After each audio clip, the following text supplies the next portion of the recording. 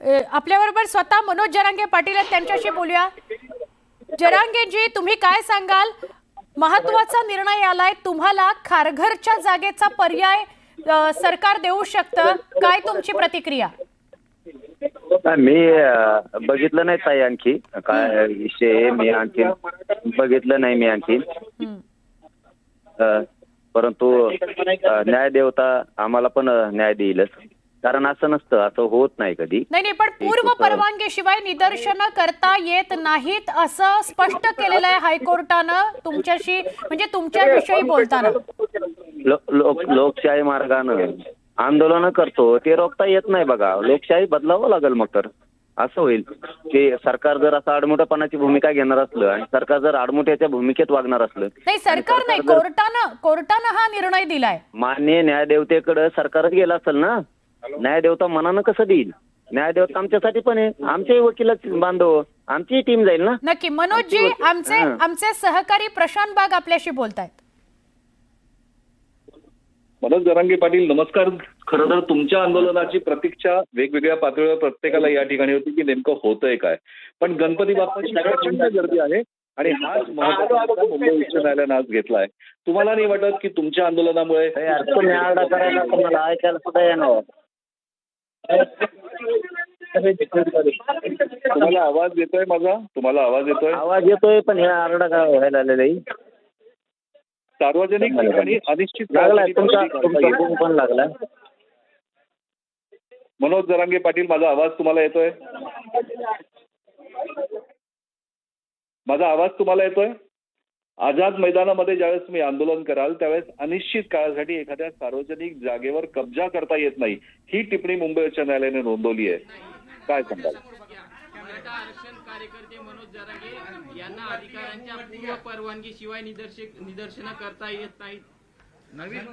आम्ही आहे की नवी मुंबई खारघर किंवा अन्यत्र परवानगी देण्याची राज्य सरकारला मुभा आहे असं हायकोर्ट म्हणतंय। खारघर किंवा अन्य ठिकाणी नाही, मग मला सांगा, मान्य न्यायदेवता जर तसं म्हणते खारघर या ठिकाणी आम्हाला परवानगी देता येते किंवा नवी मुंबई या ठिकाणी परवानगी देता येते, आझाद मैदानावरती काय प्रॉब्लेम आहे? आझाद मैदानावरती अडचण काय?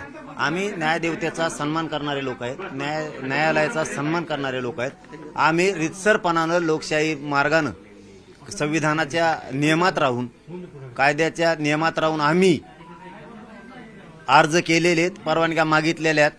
त्याच्यामुळं आम्हाला न्यायदेवता 100% परवानग्या देणार म्हणजे देणार। गरीब लोकांच्या वेदना आहेत, गरीब लोकांच्या अडीअडचणी आहेत, कायदा हा जनतेसाठी आहे, त्या जनतेचं घराणं ऐकून घेणं सरकारचं काम आहे, न्यायदेवतेचं काम आहे। नक्की आमची सुद्धा टीम, वकील बांधवांची आमची सुद्धा संपूर्ण मुंबईमधली, आणि मी पण आव्हान करतो सगळ्यांना की आपले जे बांधव आहेत, आमच्या ओळखी नाही आहेत जास्त, तुम्ही सुद्धा सगळ्यांनी जावं न्यायदेवतेसमोर, आमची सुद्धा बाजू मांडली जाणार आहे। न्यायदेवता 100% आम्हाला न्याय देणार, कारण लोकशाहीप्रमाणे करणारं आंदोलन हे कधीही रोखता येत नाही। कारण ही तर मग आता असं जर सरकार करणार असलं तर मग तर इंग्रजाच्या काळात सुद्धा असं झालं, इंग्रजाच्या काळात सुद्धा उपोषण झालेत, लोकशाही मार्गानं उपोषण झालेले आहेत। मग तर आता तिथे इंग्रजाची सत्ता सुद्धा नाही, सत्ताधाऱ्यांनी गोरगरिबांच्या भावनेशी इतकं खेळायला नाही पाहिजे, आणि मराठ्यांचा सुद्धा संयम देवेंद्र फडणवीसांनी बघितला नाही पाहिजे। न्यायदेवतेचा राहिला विषय तर न्यायदेवतेवरती आमचा विश्वास आहे 100%। अधिकाऱ्यांना तक्रारी केल्या होत्या, आम्ही मान्य उच्च न्यायालयामध्ये आपला अर्ज सादर केला। त्याचबरोबर दुसरी एक जनहित याचिका, अशा 2 याचिका मान्य न्यायालयामध्ये आहेत। एका याचिकेवर सुनावणी करताना स्पष्टपणे न्यायालयाने आझाद मैदानात जरांगेच्या बाबतीमध्ये, आंदोलनाच्या बाबतीमध्ये स्पष्ट नो एंट्री रिस्ट्रेन केलेला आहे। कायद्यापेक्षा जरांगा मोठा नाही, जरांग्याला आता आंदोलन तिथं करता येणार नाही, कारण न्यायालयापेक्षा कोणी मोठा नाही। जरांगेला ज्यांनी तारीख ठरवून दिली होती, जसं म्हणत होता जरांगे की गणपती बाप्पाची प्रतिष्ठापना म्हणजे चतुर्थीचा दिवस माहित नाही, जरांगे म्हणत होता। आज जरांगेला हे ज्यांनी तारीख ठरवून दिली ती, मला नाव घेऊन म्हणायचं नाही, परंतु राष्ट्रवादी काँग्रेसचे वयोवृद्ध पुढारी शरद पवार असतील किंवा उद्धव असेल, कातड्यातलं राजकारण जरांगेला सोबत घेऊन करणारे, त्यांना मला सांगायचंय की जरांगेला आता तरी समजून सांगा की कायदा, भारताचं संविधान याच्यापेक्षा कोणी मोठं नाही आणि बॉम्बेमध्ये येऊन आंदोलन आता 2 आठवडे करता येणार नाही. हा न्यायालयाचा निर्णय भारतीय संविधानाच्या आर्टिकल 144 खाली प्रत्येकाला लागू आहे. सरकारला आता आझाद मैदानात जरंगेला परवानगी देता येणार नाही. सरकारला सुद्धा आझाद मैदानात आता जरंगेला परवानगी देता येणार नाही, हे मी डंक्याची चोट पे सांगत आहे. मात्र नवी मुंबईत ही परवानगी द्यायला सरकारला मुभा असू शकते असं म्हणण्यात आलेलं आहे. अहो, परवानगी नाही पण नवी मुंबईत एक लक्षात ठेवा, मुंबई करू शकते. आम्ही सुद्धा लोकशाही मार्गानं कायद्याला, संविधानाचे सगळे नियम पाळून त्या ठिकाणी आमरण उपोषण करतोय. आम्हाला कसं काय नाकारलं जाईल? म्हणजे या राज्यात 2 कायदे आहेत का? सरकारकडं, न्यायदेवतेला नाही म्हणत मी, सरकारकडे 2 कायदे आहेत का? तुम्ही म्हणताल तसंच एक आणि न्यायदेवता म्हणून तसं एक. न्यायदेवतेने तर सांगितलंय तिथं न्यायालयाने की इथं आंदोलनं करू शकतात सामाजिक. तिथंच चाललोय आम्ही. सरकारने किती आडकाठी केली, त्यांच्या जीवावर आले देवेंद्र फडणवीसांच्या. आरक्षण द्यायचं कारण आमच्या खऱ्या मागण्यात, रास्त मागण्यात कायदेशीर आहेत, त्यांच्या जीवावर आलंय म्हणून ते असं करतायत.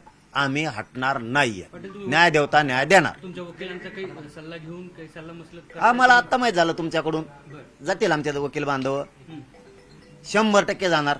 आमची बाजू न्यायदेवतेला ऐकून घ्यावा लागेल, आम्हालाही न्याय द्यायला लागेल. आम्ही सगळे नियम पाळून न्यायदेवतेला आजच सांगतो न्यायालयांना, आम्ही तुमचे सगळे नियम त्याचा सन्मान करू. आझाद मैदानावर आंदोलन शांततेत उपोषण करणार, आमरण उपोषण करणार आणि मी 29 ऑगस्टला आझाद मैदानला येणार आहे. पाटील 2 आठवड्यानंतर सुनावणी ठेवलेली न्यायालयानं. आता 15-16 घंटे राहिले असतील तुमच्या आंदोलनाला, तुमच्या नाही असं नाही होणार. आम्ही न्यायदेवता न्याय देणार. आमचे वकील बांधव जातील न्यायाच्या निर्णयावर. त्या प्रक्रियेवर मला काहीही बोलायचं नाही. न्याय प्रविष्ट येते आता, त्याच्यामुळे आमचे बांधव, वकील बांधव सगळे जाणार. आणि संरक्षण संविधानाची पायमल्ली होऊ नये. ज्या प्रकारे जरंगे म्हणत आहे की सर्वोच्च न्यायालयाच्या विरुद्ध जाऊन सरकारने सगळे सोयरे, सर्वोच्च न्यायालयाच्या विरुद्ध जाऊन सगळे सोयऱ्याचा GR महाराष्ट्र शासनच नाही तर देशातलं कोणतं शासन GR काढू शकत नाही.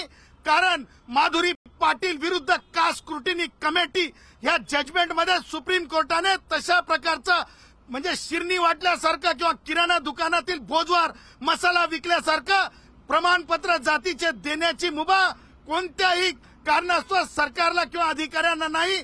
चौकशी हेच माध्यम आहे आणि त्याच्यामुळे घडी घडी जरंगे जो म्हणतो की एवढ्या नोंदी सापडल्या, त्या नोंदी मागासलेपणासाठी ठरत नाहीत, हे सुद्धा ठणकावून कायदेशीररित्या आपल्या माध्यमातून तमाम महाराष्ट्रातील माझ्या मराठा भावांना, भूलथाप्यांना बळी पडू नका जरंगेच्या ह्याकरिता मी सांगत आहे. पण आझाद मैदान का नाही? असा अन्याय सरकारने करायला नाही पाहिजे. एखाद्या मराठा समाजाच्या गोरगरिबांच्या लेकरांवरती तुम्ही कितीही प्रयत्न केले, आरक्षण फडणवीस साहेब मी घेणार आहे, मुंबईला येणार आहे,